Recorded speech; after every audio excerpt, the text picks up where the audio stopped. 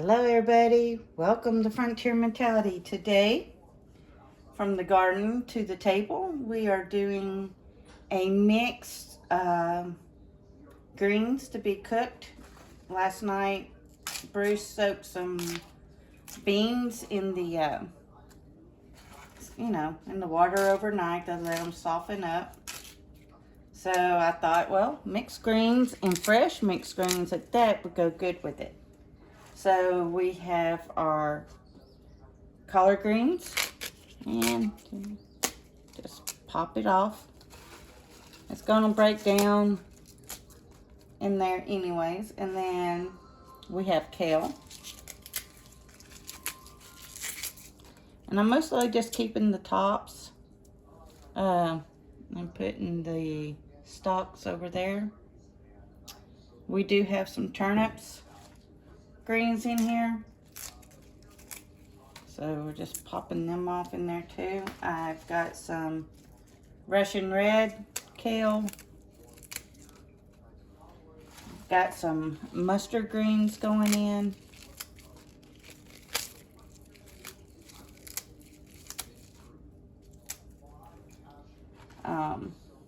So what else? Mustard, collards,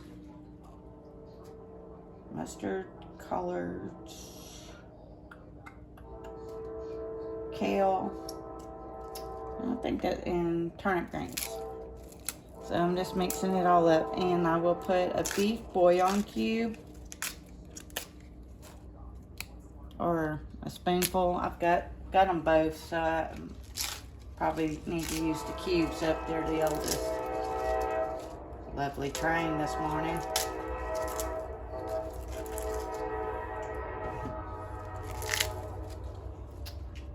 But let's see. Then at 425, I'm going to cook a small pan of cornbread. And when I'm cooking the cornbread, I am going to roast the turnips here. They are small. We're beginning to thin them down so we can get some of the bigger ones, so they have room to grow and spread out. It's just like with the onions. We plant them heavy so we can thin them out and still enjoy them all the way.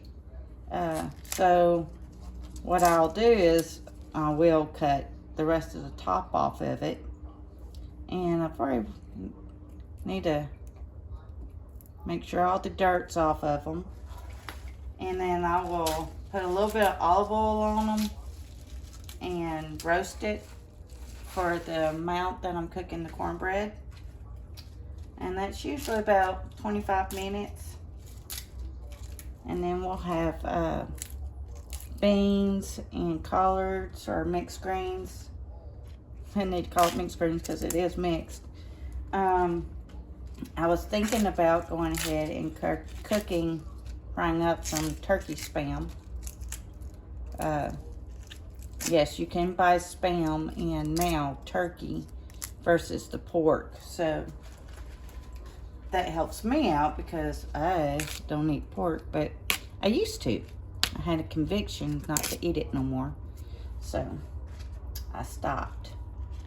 And there's so many great substitutes that are better for your body than putting pork in your body. But cold season, not coughing season, but that's here too. And this will help boost your immune system by eating dark leafy greens. But in the South, the weather fluctuates until it figures out that it is indeed wintertime.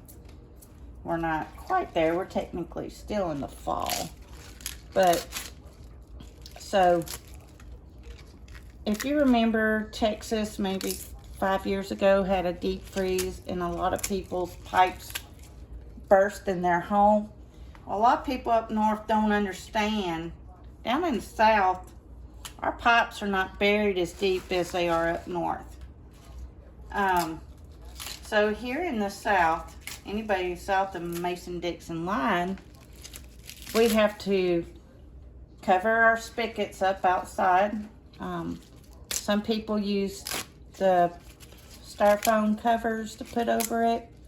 You can wrap a towel and rubber band it or tie it on to cover up those anytime it gets below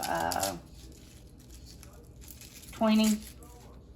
It's just good to put that on. You can also, in a kitchen, preferably because it's the furthest away from your bathrooms, but we do it in the bathrooms too.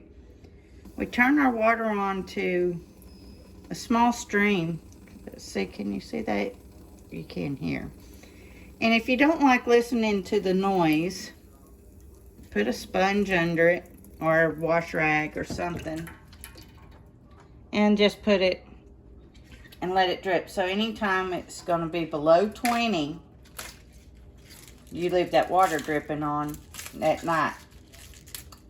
It will save your not your water bill, but it will save your pipes from bursting and save some money from having to go out of your wallet to replace pipes that burst.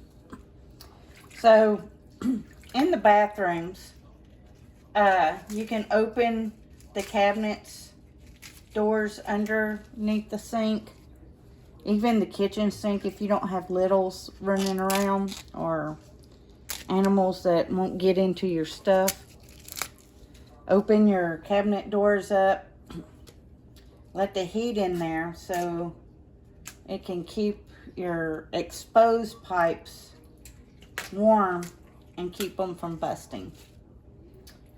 I am going to do a car video about some supplies that you should have in your car for winter season. Even down here in the south, we need it because, you know, we have crazy ice storms and whatnot. And once in a blue moon, we actually get some snow on the ground. So, snow that wants to hang around. The only time I guess the South ever felt like the North, and I can compare this because I actually lived in Ohio for about 6 years when I was a child. The blizzard of 93 in the South, they cut the main water lines off to the houses. We had to melt snow. At the time, we did not have the wood heater. We just had the fireplace. So we brought everybody up front and we closed the kitchen off, closed our closed our laundry room door too. And we hung some thick blankets or old curtains that my grandfather gave me. They were lime green, but they were insulated. I never put them up because they were lime green. They were stuff from the 70s. But because I had kept them, I was able to hang them up to help hold the heat just in the kitchen and in the where our fireplace is. Let me go ahead and show y'all. So I draped curtains over this doorway. And at the time, we just had the fireplace. Now we got the wood heater, so it can heat all the way to the back of the house. But me and my kids and my husband, we all slept in the dining room here to stay warm. And yes, I am trying a puzzle. I do it once a year. 1,000-piece puzzle. So there are some winter tidbits for you today. I will put it the finished product, the thumbnail, so you'll see the roasted turnips, the mixed greens, the beans, and the cornbread.